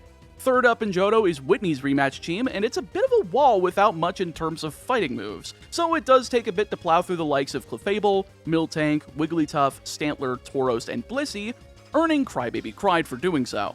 Morty falls apart at the hands of any ground or psychic move, with Gengar, Ho-Oh at the hands of Thunder, then of course Gengar, Mischievous, and finally Ariados go down to earn me the Ghost's Busted achievement. And who knew Chuck would fall to the same types, with Primeape, Chuckle the Shuckle, very funny there game, Poliwrath, Machamp, Ursaring, and finally Granbull go down quickly to earn me the Punches Dodged achievement. Not sure why he has 2 normal types and a Bug Rock type when all 3 of the Hitmons were right there and ready to be put in the fight instead. Heracross would have been fine as well, but I digress. Melting Jasmine's Steel down with the power of Fire Punch is easy enough for Skarmory. I guess Ampharos needed to eat an Earthquake, but otherwise Scizor and Magneton are melted, Blastoise is zapped, and Steelix is washed to earn me the Iron Smelted achievement. I guess half of it was. Price is 15th, and another target for a meltdown as Sneasel, Dugong, Cloyster, Piloswine, Lapras, and Articuno are plowed through to earn me the Ice Broken achievement, leaving just Claire. I think I would have gotten the achievement when I finished her off earlier as the last gym leader, since I was technically set 16, but I have to do it through the rematch mode. Thankfully, the dragons are pretty easy to contend with in Gen 2, with Dragonite, Charizard, Rhydon, Dragonite number 2, Kingdra, and Dragonite number 3, all go down pretty quickly to finally take out the last of the leaders and earn me the Dragon Slain achievement. Alright, with all 16 gym badges and the rematches taken down, that puts me up to 106 achievements with 89 remaining. Though there are still plenty more to reach now with those badges in hand. First of all, there's the squirt bottle, which was restricted until I got, I think, 3 badges, hence why I had to find Sudowoodo in the lab during the Professor Oak's challenge section. But now with it in hand, I can head back to Grizz's lab over the ledge in Mount Moon and interact with this tree in the top right of the area to find Spruce Lee the Sudowoodo, capturing it to earn the Be Water My Friend achievement. The 16 badges also allow me to rematch previous trainers like X-Rocket Savick, who has a brick piece that Arcanine is holding onto. Now, why does this matter? Well, I need 4 of them to give to Weird Grape the Swinub inside of Rock Tunnel, exciting it enough to battle and let me catch it to grab the Weird Mysteries achievement. Well, thank goodness for Mew being able to learn any moves, since that made trying to find something to thief it off easy enough. Speaking of teaching moves, there's 2 achievements related to that, first of which being to teach Payday to a Gen 1 Pokemon to earn the Retro Achievements for Free Points Money achievement. But points is supposed to be struck through, but they can't do that with the achievements titles on the site? Huh, well, I get the attention and I appreciate the free points. Or singular point. Also, I need to teach Snorlax Splash, so I figured I'd go ahead and grab that out of the PC and teach it through Grizz's menu, this time under the Event Moves tab. I don't know why, but I guess because haha Splash does nothing, so I'll take the Tidal Wave achievement for my minimal efforts. Another move I figured I could get here is Barrier for Dragonite, but turns out I have to actually go back to the Dragon's Den, bring this old guy a Soda Pop, and then I can teach Barrier to one of my Dragonites to earn Lance's Air. Not the most useful move in the world, so I pretty much cut it straight away before heading to Olivine City, as there's this random dude named Honeybun that has an achievement tied to beating him. He's only got a Gengar, Steelix, and Slowbro in the late 40s, early 50s, but I'll take the Elite Training achievement for taking him down no sweat. You know, I really could stand to max out my stat experience, though, for the Pokemon I've been using before I take on the Elite Four, and considering the fact I picked up the Dex Tracker from Cinnabar, I can go ahead and chain level 2 Pidgeys on Route 29. Well, yeah, I'm KOing them for stat experience to help max out Mewtwo for the next gauntlet, it's also in order to find a max DV Pidgey, DVs of course being the precursor to IVs that max out at 15 instead of 31. Upon finding one with an IV of 15 in every stat, it'll have this aura show up around it, and upon capturing it, I'm given the Off the Chain achievement. Not too shabby. Not to mention I found way too many shiny Pidgeys in this chain while I was finishing off Mewtwo stat experience. Since it's in a hack, I don't really care about them, but that's cool that there's increased odds for anyone wanting to spend time hunting them, considering they are technically compatible with Pokemon Stadium 2. How, I have no idea, but I might give it a shot once I get around to doing Stadium 2's retro achievements. That aside, once Mewtwo is maxed out stat experience-wise, which I'd love to point out just how much of a difference no stat experience versus maxed stat experience makes in these old Gen 1 and 2 games. Seriously, Mewtwo going from 277 HP at level 78, and when I deposit and withdraw it back from the box, magically it has 310 HP due to the stat experience applying without the need to gain a level. Plus 37 points really isn't too bad. Now, the whole point of doing this was to attempt one of the most difficult achievements in this set, that being Legendary Sweep. In one session, defeat all gym leaders on set 16 and the Elite Four at their strongest with one Pokemon and without fainting. Mewtwo is a perfect candidate for this at level 100 since it can just completely annihilate anything in its vicinity with special attacks like Psychic, Thunderbolt, Ice Beam, and Fire Punch, with other moves in the tank if need be. So running through all 16 badges is no problem. Only thing I have to do is take Mew out from the box between every gym so I can fly to the next location. Turns out that's a problem. I can't withdraw a Pokemon. It sees that and counts me as having used a second Pokemon for this achievement despite not walking into any gyms with 2 Pokemon. Sadly, I didn't know that until I went into the league for the first time, taking out DJ Fef's team that's around 40 levels lower than Mewtwo, and entering to discover the new group of members. Rowan's first, and we saw him really early on studying percentages of appeared wild Pokemon, but in the time it took me to tell you that, all of his Pokemon were punched back into their balls. It also doesn't help that this is technically the first round through the Elite Four as well, which I had no idea was a much lower level than the final set. Thankfully, after fighting Doom, the second member of the Elite Four though, I can relax on a bench and realize I've made this grave error, earning the Just Chill achievement in the process. Vivif's third of 5 battles for music unlocks is also in here since he's the third member of the Elite Four, having his Alakazam, Magmar, Houndoom, Shiny Togepi, and Porygon 2 shredded, but at least his game console collection is cool. Last up is, oh, that guy fought in Olivine City, Honeybun. His team is also very simple to take down here despite it being double the size and about 15 levels higher, but I just kept hitting them over and over again until Mewtwo pulled it out, max elixiring before the champion, Shockslayer himself. I mean, I suppose if you're going to be a self-insert, making a team of your choice as the final challenge for the player to conquer before entering the Hall of Fame is a pretty reasonable choice. Also, since these fights have been starting with weather already on the field, here it's actually made difficult because it's the only one to have Sandstorm and the lead being Tyranitar, acting as if Sandstream was just activated. That's a really cool way of simulating the likes of Drought, Drizzle, and Sandstream. Pretty good creativity. Alas, Tyranitar eats 2 Ice Punches, Espeon 2 Fire Punches, Electrode a Psychic, Vaporeon a Psychic, Scizor Fire Punch, and finally Skarmory a Fire Punch to end the fight, but it was a good attempt. It ends with Piggy the Shiny Swinub being mad that I beat his trainer and attacking me, so I tried to capture it because the achievement set needs me to do that. Turns out I can't do it here, but I will be able to later return to the forge that I received the sword from Shockslayer in, earning the We Are the Champions achievement for entering the Hall of Fame for the first time. Well, I guess that's unfortunate that I couldn't get Legendary Sweep, but I guess I should gauge the Elite Four Round 2 to see what all the trainers have for the real attempt. The first 2 members in Rowan and Doom have battles in the mid to upper 60s, with their aces being in the low to mid 70s, with Fibif having his Togepi at level 75 at its peak, with the rest in the upper 60s, but Honeybun's team is a massive jump going into the late 70s, early 80s. It's at least an easily handleable team with Gengar, Steelix, Dragonite, Heracross, Slowbro, and Snorlax, and Shockslayer's team peaks out at level 90 with an Ace Skarmory, but the rest of the team being in the upper 80s is definitely threatening for a single Pokemon, especially with the Sandstorm. I am going to 100% need a different move to set up weather, and I'm gonna need to make it fly because I can't withdraw a different Pokemon for that, and I'm too lazy to walk between both regions. In this instance, it only makes sense that Mew will end up being the Pokemon to use for this, considering it has perfectly malleable movesets with Grizz's PC being able to overwrite HM moves, and can either be a physical or special attacker, but I'll get to that shortly. Mewtwo cleans up the second round of the Elite Four, earning me the now do that 198 more times achievement for entering again, and no thank you. If an achievement set has me enter the Hall of Fame 200 times, I'm just not gonna make a video on it because I already spent too much time on this one when I want to get back to weekly uploads. There's also a battle simulator here in the Indigo Plateau that needs to be taken down, and Mewtwo can just run through these battles like butter. It's the original League battles against Will, Koga, Bruno, Karen, and Lance, but their levels are not scaled up to something like the Elite Four Round 2 from Heart Gold Soul Silver, instead staying at the old levels from the original Gen 2 releases and therefore being mincemeat in the face of a Mewtwo, earning me the League Simulator achievement. Alright, one stat experience grind for Mew later, and it's time to make a legit shot at Legendary Sweep. I ended up just plowing through the 16 gym leaders with a physical set, using Tri-Attack, Earthquake, Fly, and Swords Dance to give me both the ability to bounce around from each gym and to set up sweep with no problem. I'm given no problems from anybody from Brock to Claire, but I do need to shift around the moveset for the Elite Four, dropping both Earthquake and Fly for Psychic and Giga Drain.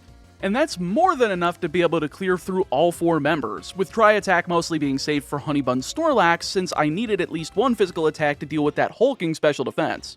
With just the champion remaining though, I needed to shift around the moveset one more time, removing both Substitute, which initially I replaced Swords Dance with, but I didn't bring it up since I didn't use it one time, as well as Tri-Attack for both Fire Punch and Sunny Day. Sunny Day gets rid of Tyranitar's Pseudo Sandstream, and Giga Drain heals back pretty much all of the HP I lost from Rock Slide and Fire Blast. Speaking of that, no burns from it means that Leftovers is still putting in work, letting me 3-shot Espeon with Fire Punch after the Sunny Day dissipates, and then Electrode goes down to 2 Psychics, not being able to fire off an explosion, leading to Vaporeon, who just starts eating Giga Drains and Psychics in the hope to lower its special defense to suck even more HP from it. Eventually getting back to full as Scizor comes out, sets up a substitute as I go for Sunny Day, hitting a super effective and most likely hidden power Dark considering Scizor's DVs for nearly half, but Fire Punch eats it alive next turn with a second, ripping through the rest of the HP, leaving just Skarmory, and if it weren't for this Sunny Day, Fire Punch would not one-shot.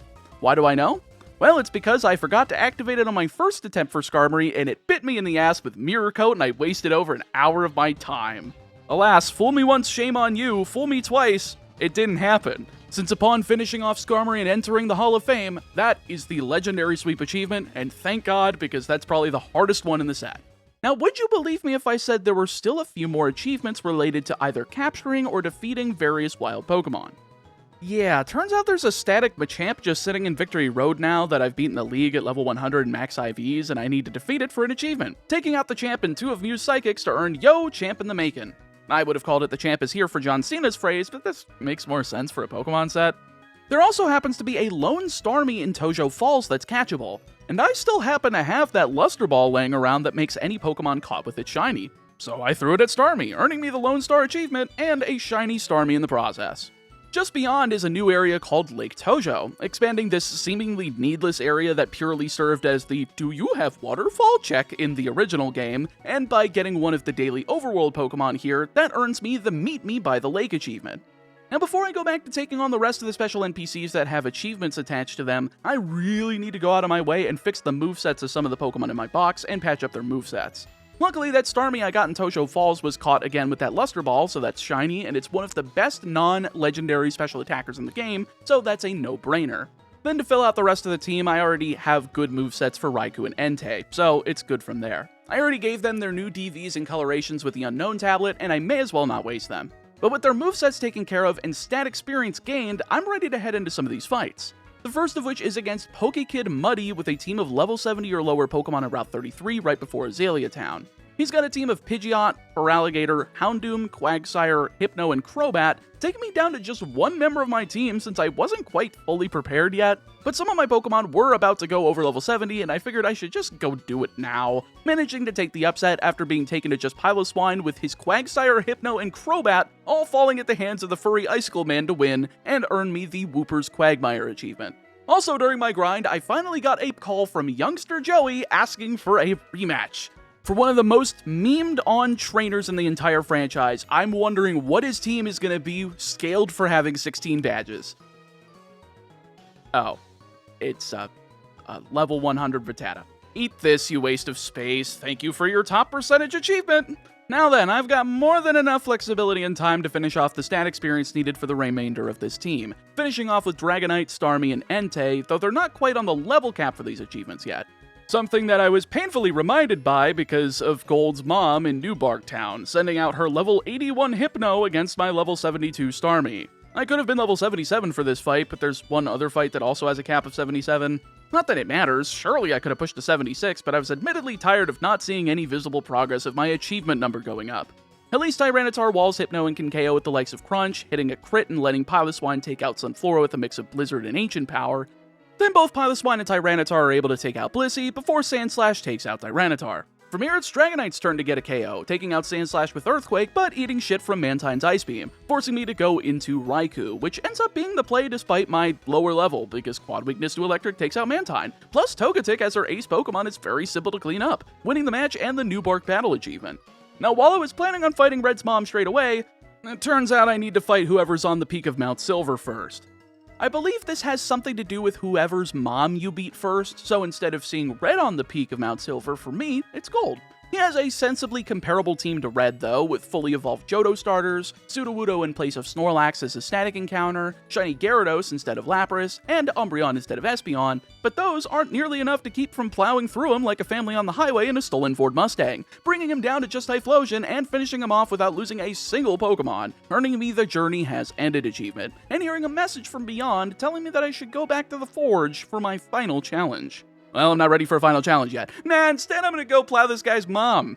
Tauros is washed away with 3 of them because Starmie will kill anyone who's holding a full restore in its vicinity that isn't exactly me, Blizzard for Fearow, Crunch and Thunder for Lapras, Thunder and Quick Attack for Primeape, and finally Fly for Victory Bell to earn the battle and earn me the Like Mother Like Son achievement. Well, that was fun, and you know what? I just realized I missed a very, very easy achievement to nab up. All I have to do is go to the second basement floor of the Goldenrod department store and change the look of my character. Wow, game, thanks for making me interface with the character creator twice. I sure do love when the designer of a video game tells me to design the goddamn character myself instead of crafting one and telling a story through them. Technology is amazing! Oh, and apparently so is the achievement for having that as the name. Neato.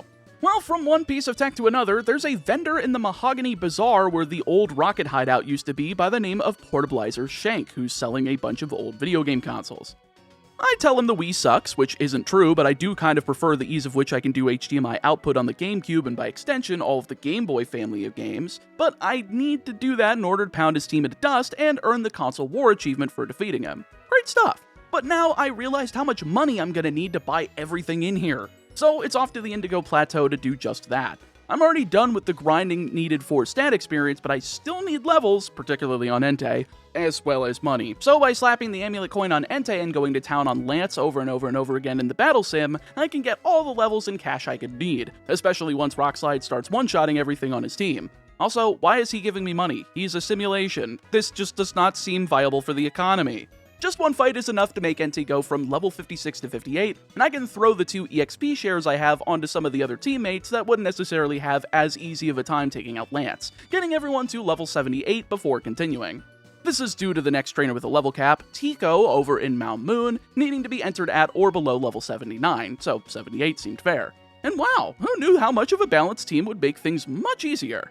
I didn't have a single Pokemon go down while ripping through his Ampharos, Misdreavus, Lantern, Blossom, Tyranitar, and Typhlosion, earning the win pretty handily as well as the Under the Moonlight achievement. Now I did go for 78 instead of 79 since there's another one with that same cap, that being Adventurer Lena over in Mount Silver, easily accessible thanks to this handy drop down on Mount Rose instead of trying to find her elsewhere.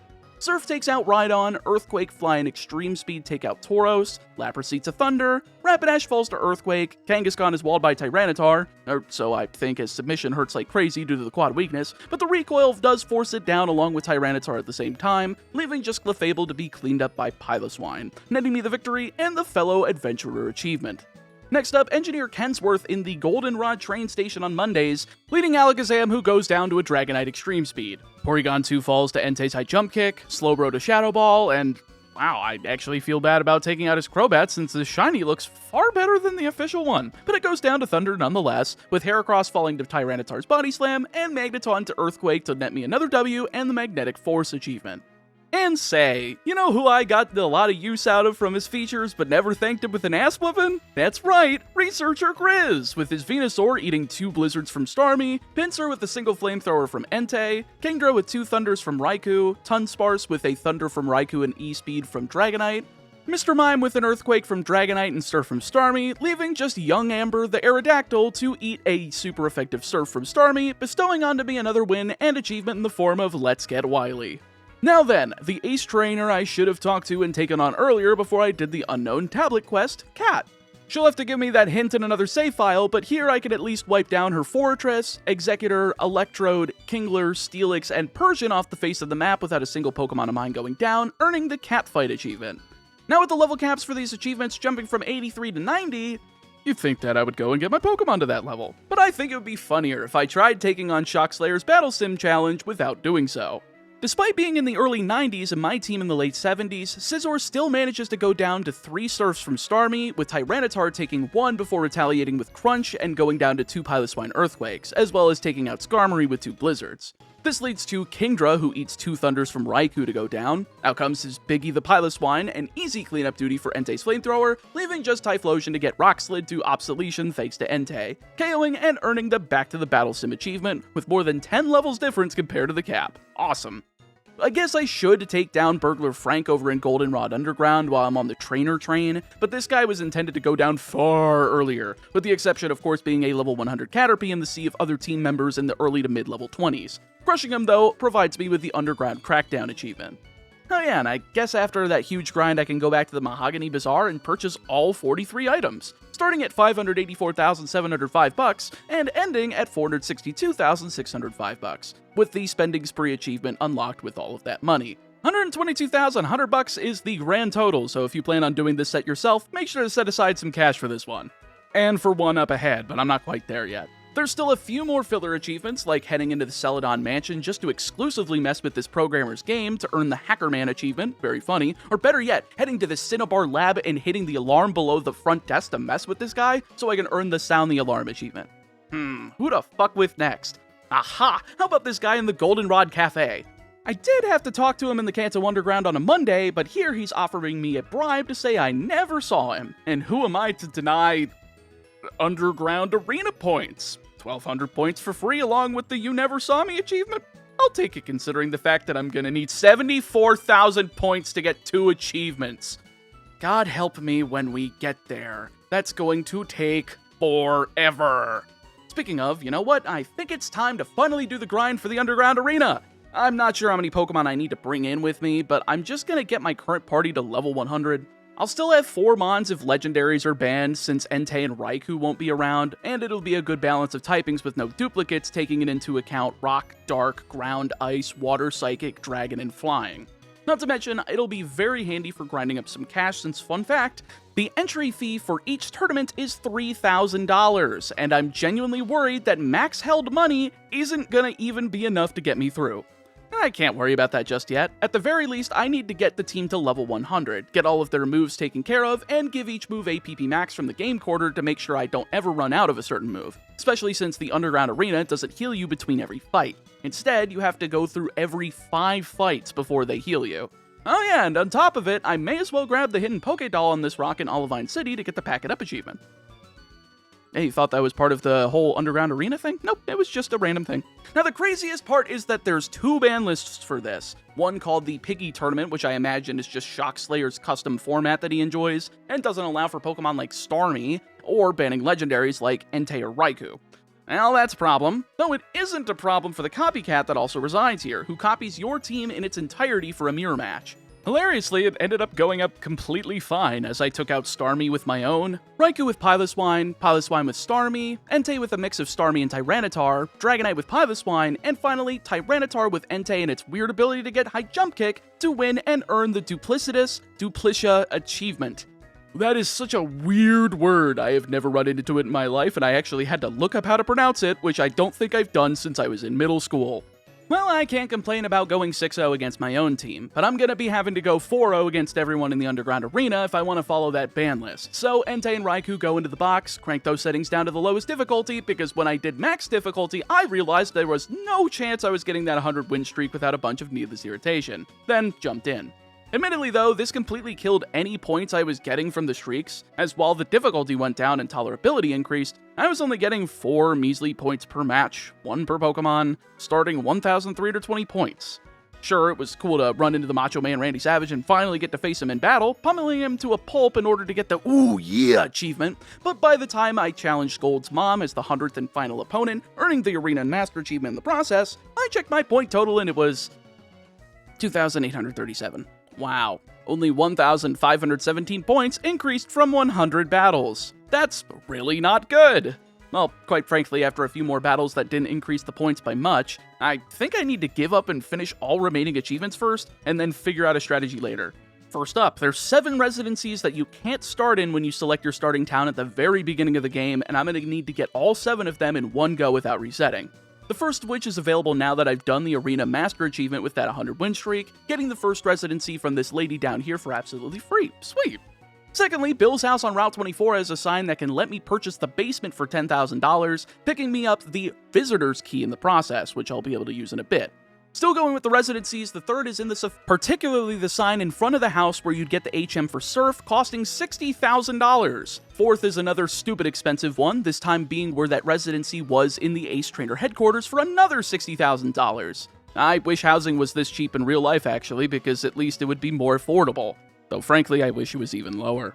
Fifth is where the burglar was initially blocking down in the Goldenrod Underground, being a rather cheap one though at $10,000, so I'll take that no problem. Sixth, the residency near Mount Silver cost $20,000, then to Blackthorn inside of the Dragon's Den for the 7th and final residency, costing $10,000 and earning me the House Hunter achievement.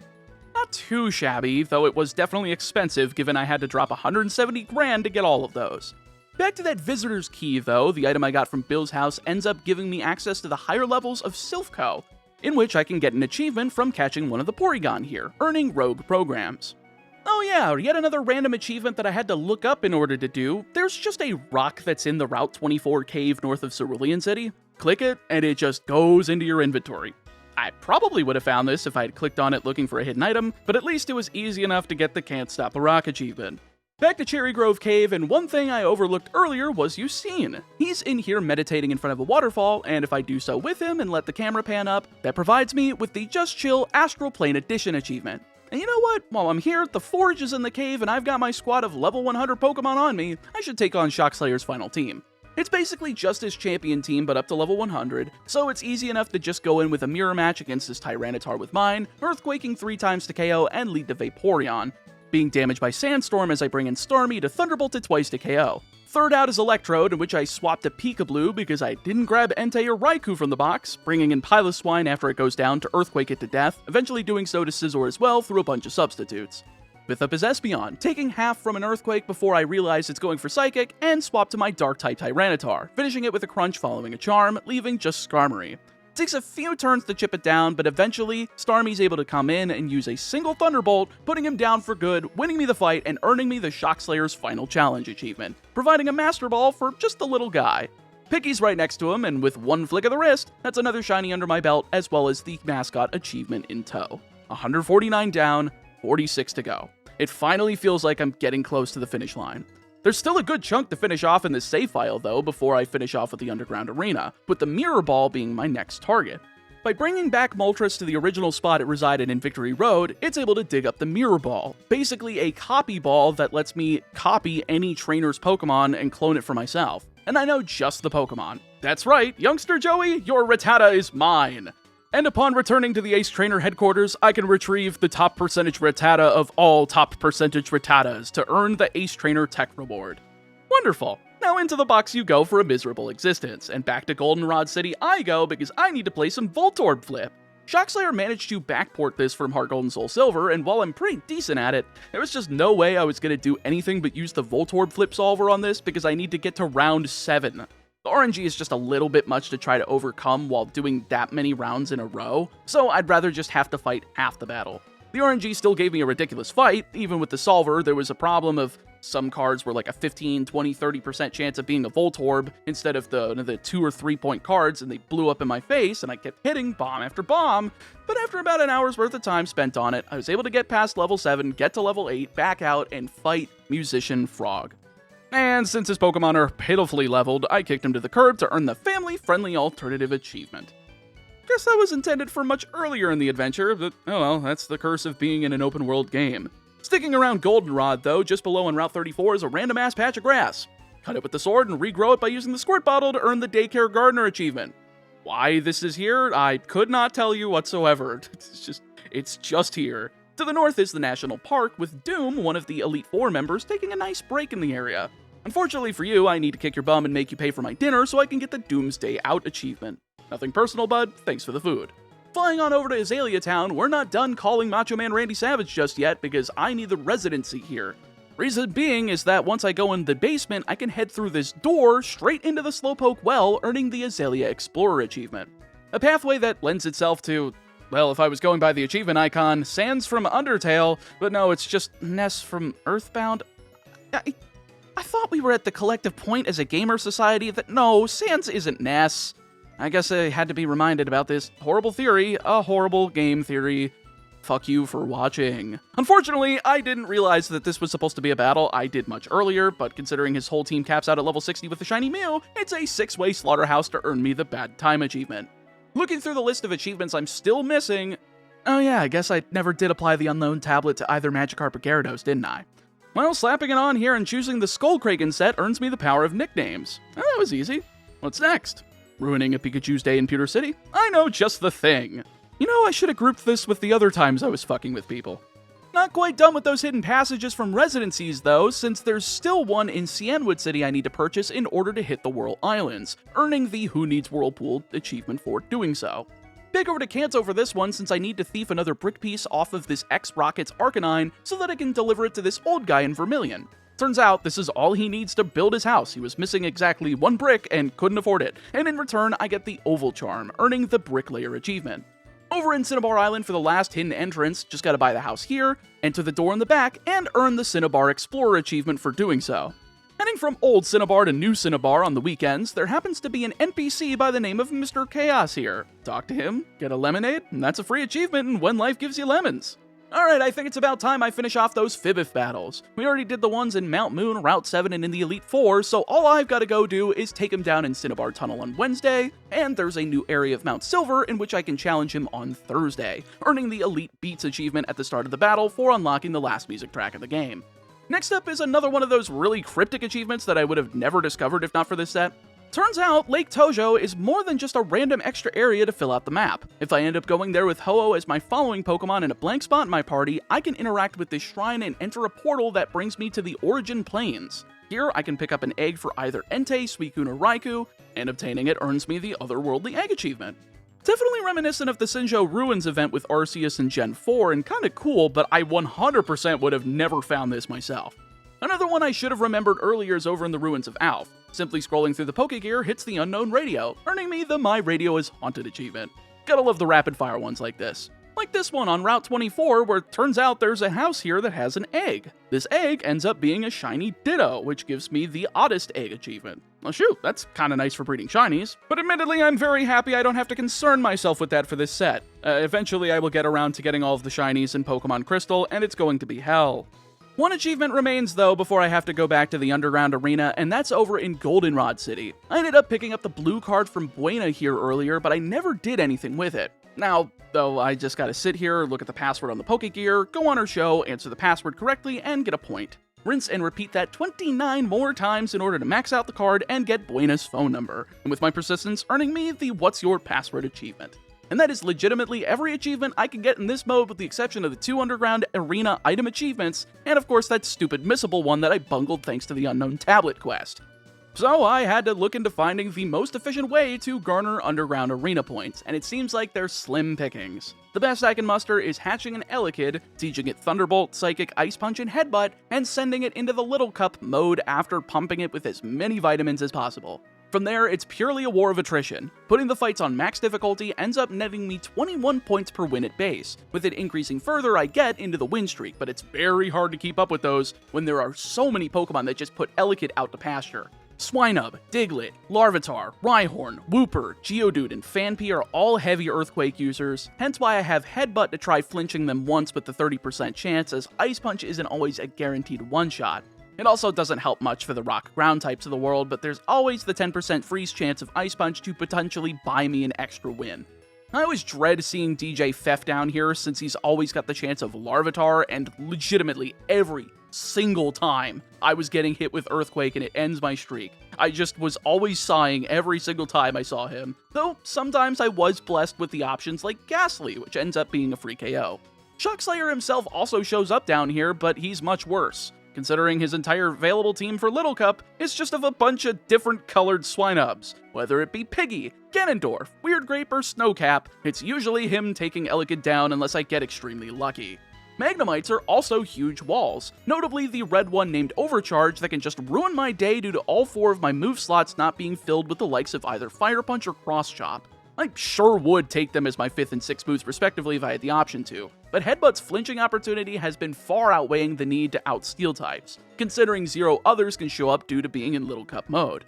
The worst part about this whole thing is the money grind. During the course of the 18 hours I spent in this arena, which by the way was mostly between 5 and 6 times speed up through the emulation process, I must have spent north of 2 million Pokédollars entering over and over again, just inching my way ever closer to the 74,000 points needed to get both the applicator and the laptop. 9,000 points came at least somewhat fast though, as the applicator is obtained, giving me the achievement for it, and actually helps to the rest of the grind. See, it uncaps the amount of stat experience you can acquire from vitamins, so I was able to top off Elekid without the need to go over level 5, keeping him more than capable of taking on the rest of the underground arena. At this point, I was getting pretty regular streaks that were going into the teens, 20s, and even a few 30s, nothing beyond that. It's just too difficult to attempt a max difficulty 100 win streak. Though I imagine the point output would be absolutely bonkers, and likely reduce the grind a heck of a lot compared to the 18 hours of 6 times speed I spent here. Yeah, 18 times 6, 108 hours worth of time was spent here for just these 2 achievements. If speed up were not legal, you would not be seeing this video right now because wow, that is some bullshit right there. But I was able to sit through the grind despite my patience wearing quite thin by the end, hitting the 65,000 points necessary to grab the laptop, earning the Power PC achievement, and the handy PC in the back that I kinda wish I had access to from the start of the adventure, but of course I left this to be the very last achievement to get on this save file. Whoops. But that's the first of my 3 playthroughs I'm gonna need to do to finish this set off. On to New Game Plus. So, first things first, New Game Plus isn't exactly a full playthrough. In fact, I only need 1 achievement from this mode, and that's catching the roaming shiny Swinub called Piggy. It's level 40 like the legendary beasts, and is available straight away. So I started with Squirtle, made my way to Goldenrod City, grabbed a Master Ball from the game corner, and generated enough money to get enough repels to eventually bait the little sucker out. You're mine, and there's the When Pigs Flee achievement, and I'm out. I guess consider that playthrough 1.5. Playthrough 2.5 starts out in Nuzlocke mode, where I've got to make sure I input the correct settings here. Those are game over when you white out, allow capture of shinies regardless of encounter state, shiny Pokemon cannot faint once, duplicate Pokemon are treated as failed encounters, limit experience growth based on badges, scale stat EXP of opponents to maximum, don't randomize starter choices, prevent capturing certain species has to be set to Piggy Tournament, prevent the use of items in battle, prevent held items, EXP share has no effect, prevent running from battle, prevent asking to switch, and don't allow the use of fly. These are considered the hardest options for a crystal clear Nuzlocke, and they aren't lying because this is going to require a lot of planning. I'm separating these into 2 runs, one of which I get the 5 trophies for hardest options, no mistakes, kept starter, no legendaries, and underleveled, which basically means beating the champion with a team of level 80 or less when his ace is level 90. Just for full transparency as well, there's a lot of save scumming for this, mostly for the encounters though, since if I get a duplicate, it's considered a failed encounter and therefore strikes out the ability for me to get the no mistakes trophy. It's very dumb. I should be able to reroll like normal, but I'm gonna have to save before each encounter to make sure I don't have that happen. But I'm not gonna use it to reroll encounter for a desired outcome at the very least. This time around, I started in Kanto for funsies, since I figured it would be fun to play this in a way I normally wouldn't be able to. Starting Bulbasaur since it's super easy to make it through the first 2 gyms regardless of encounters thanks to the type advantage, while also having a resistance to gyms 3 and 4. From there, I should have enough to fully customize my team for each gym battle. Gym 1 against Brock goes by no sweat since for some reason Bulbasaur started with Petal Dance from the get-go, so Geodude and Onix just went down to 1 hit each to earn me the Nuzlocke 1 achievement.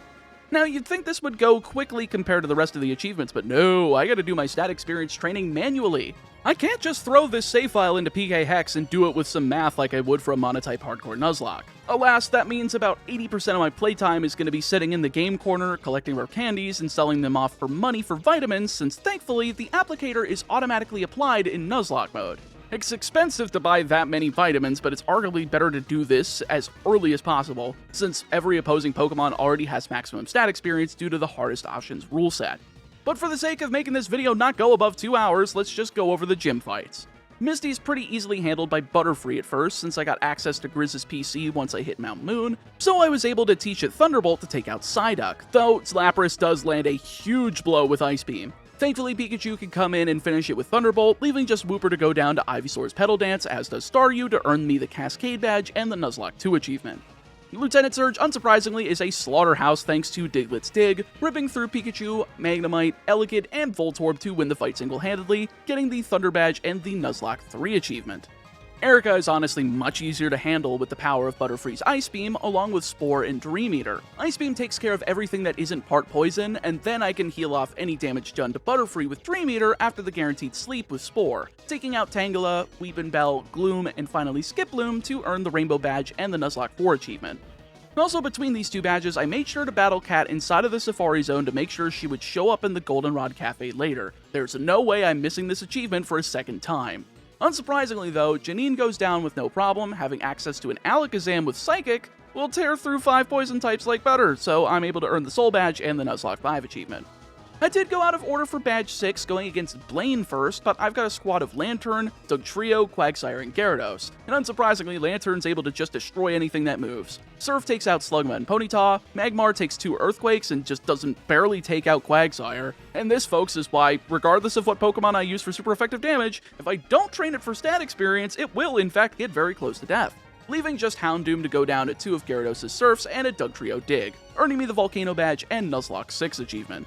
Back onto the correct progression, Sabrina is 7th, and I'm happy to have Sneasel as an encounter from the Seafoam Islands, since that dark typing makes this much less of a hassle than it otherwise would be, complete with physical Shadow Ball. Espeon hits Charm though on turn 1 because the AI is actually competent. It doesn't mean that makes me happy though, let me kick you in the face and move on. I just swap for Gyarados and attempt Aeroblast, thanks once again to Grizz's PC, but Charm is once again deployed so that Espeon survives at half HP. One more rotation of Sneasel and Gyarados, though, manages to pull Espeon to a KO, leading to Mr. Mime. I want to try going for Dugtrio since this thing can barely hit me, but of course it has Reflect and is essentially able to stall out, requiring me to go in with Sneasel and pump it with a single Shadow Ball, leaving just Alakazam. Unsurprisingly though, with Reflect fading this turn, 1 critical Shadow Ball puts the beast down to earn me the Marsh Badge and the Nuzlocke 7 achievement. Last up in Kanto is Blue though, and I think I've got a great balanced squad to keep him from taking anything down, with Typhlosion, Graveler, Venusaur, Alakazam, Sneasel, and Gyarados. Could have evolved Graveler, but I'm lazy. Just gonna fight him now. First up, Execute, that's a simple KO with 2 Flame Wheels, but Typhlosion does get paralyzed in the process as Blastoise comes out second, with Hydro Pump getting sucked up by Venusaur, retaliating with the likes of Giga Drain and Leech Seed to fight back against Ice Beam, getting back up to 2/3 before taking it down and leading to Alakazam.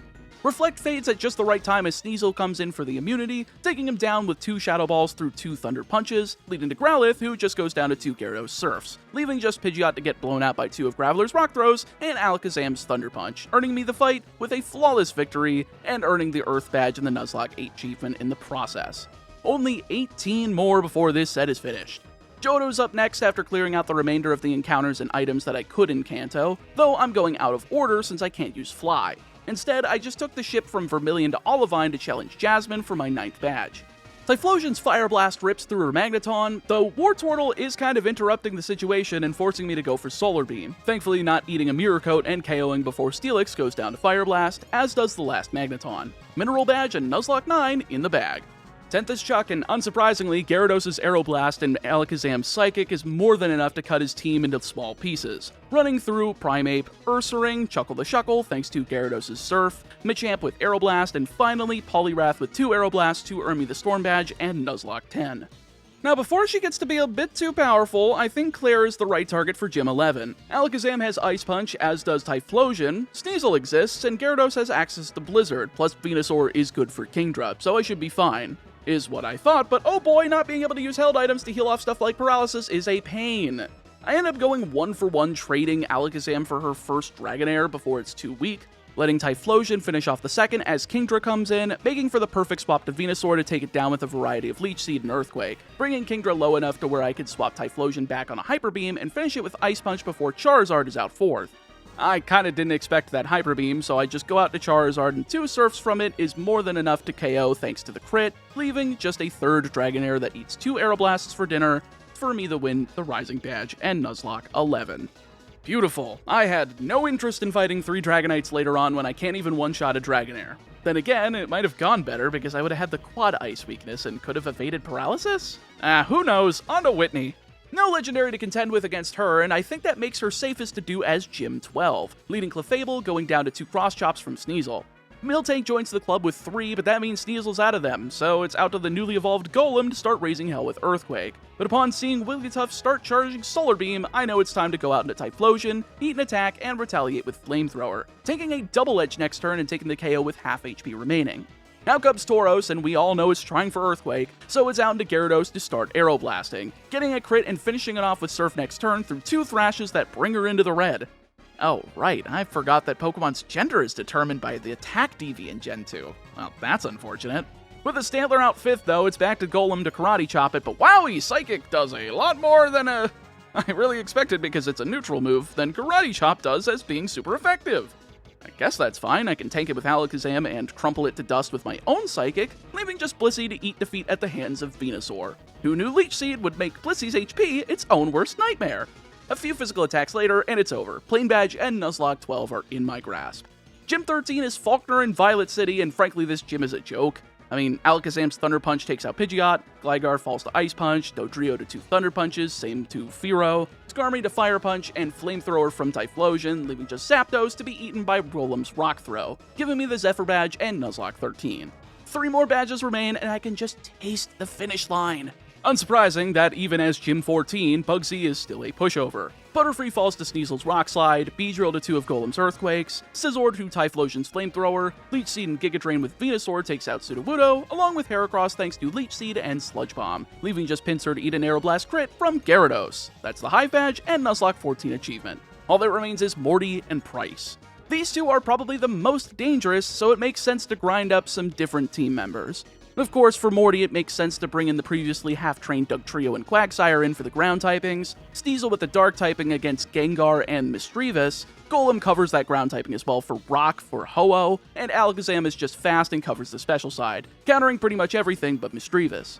Unsurprisingly, the team worked together and just plastered all 3 of Gordy's Gengars, Misdreavus, Ariados, and Ho-Oh, easily earning me the Fog Badge and the Nuzlocke 15 achievement. 1 more left. Price may have Articuno, but a brand new squad of Magcargo, Heracross, Arcanine, Magneton, Alakazam, and Typhlosion should be more than enough to pull this off.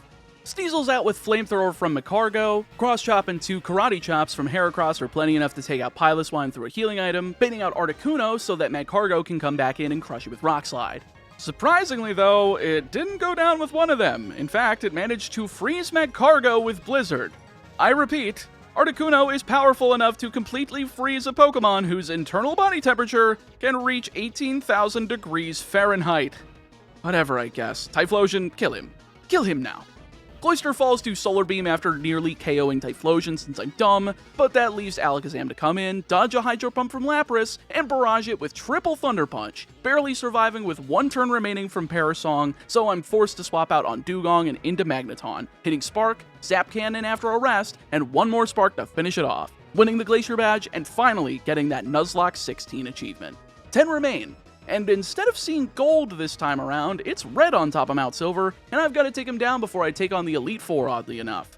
Golem blasts Pikachu with Earthquake, Venusaur comes out and tries to revenge KO, but Typhlosion finishes it with 2 Flamethrowers, leading to Charizard who has Rock Slide, and I don't trust that coming from a +2 attack Charizard thanks to that stupid Berserk gene. So it's out to Golem, and man, why don't I have a better rock move than Rock Throw?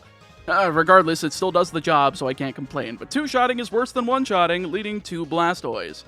Well, poo. I guess Gyarados needs to come in and tank a water move as well as a few blizzards, but thankfully 3 Aeroblasts fells the huge turtle starter, leading to Espeon who barely misses the KO on Gyarados, but Aeroblast hits a crit and just ends it immediately. Well, I'd love to keep Gyarados in on Snorlax, but I'd rather not lose when I'm this close to victory. So I swap for Golem, doing some chip damage with Karate Chop before finally ending it with Heracross, blasting a back-to-back Cross Chop Karate Chop combo to win the fight, earning the Nuzlocke Silver achievement in the process. Not too shabby if you ask me, but now I've got to form my team for the Elite Four. Oh right, this is my team for the Elite Four. And if I can be completely honest, the only fight that ends up proving to be even a remote challenge in this group is the champion. Every other fight had a pretty foolproof strategy, though Shock Slayer was a really tough nut to crack, especially because I had to push my levels to 80, going as high as possible without losing out on the under-leveled achievement, and I still had to really put in some thought here. Cross-chop Tyranitar with Heracross, that's an easy one, unsurprisingly, and Electrode is walled by Golem, forcing Explosion, which doesn't do that much damage, though the screens can be very annoying. Third is Vaporeon, so I swap into Gyarados and start firing off Aeroblasts, being outpaced and only surviving on 6 HP after 3 Aeroblasts, but that's just enough for me to swap out into Alakazam, take an attack, and Sandstorm damage, with finally a Thunder Punch putting her down, leading to Espeon. This is exactly what Magneton is for, since it resists both Psychic and Crunch, giving me time to hit a Zap Cannon and paralyze it, bringing in Heracross on a Crunch turn to finish it with Mega Horn, otherwise I wouldn't have been able to outspeed it.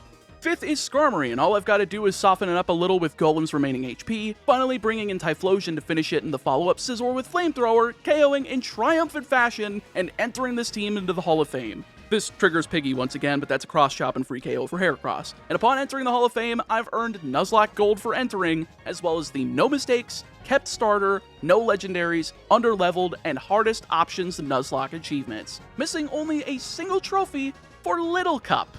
Yeah, Little Cup. There was no way I was beating this champion at level 80 with a Little Cup team.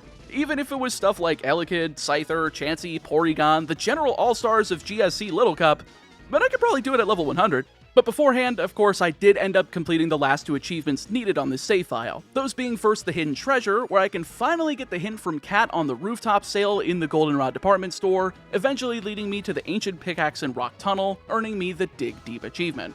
Of course, that just leaves Nuzlocke Shock, where I've got to beat Shock Slayer in the Forge with his level 100 team. It's essentially no different from his champion team, but with a different Skarmory and Tyranitar, but it goes down all the same now that I don't have a 10 level disadvantage, ripping and tearing through to earn the achievement and put down this file for good. 1 achievement remains, and quite frankly, I was done with this game at this point. I did 2 full playthroughs, one much more casual and exploratory, and the other with a bunch of thought and effort put into it, and I think I'm about ready to just overlevel a single Elekid to take on all the gyms, get the other 5 team members in Scyther, Chansey, Ammonite, Porygon, and Abra once I got around to Mount Silver, and fully stat experience train them and level them before going in.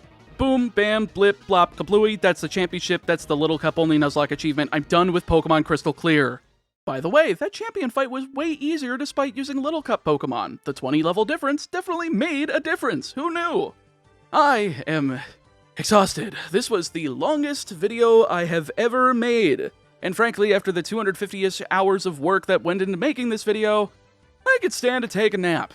If you would like to support your local independent filmmaker, I would highly appreciate it if you either became a member, left a super thanks in the comments, or picked up some stuff from GamerSupps using my affiliate link in the description and using code ChaoticMeat at checkout for 10% off. I would love to get a cup or a flavor so that the community that I've cultivated here over the past 6+ years would be able to enjoy that together.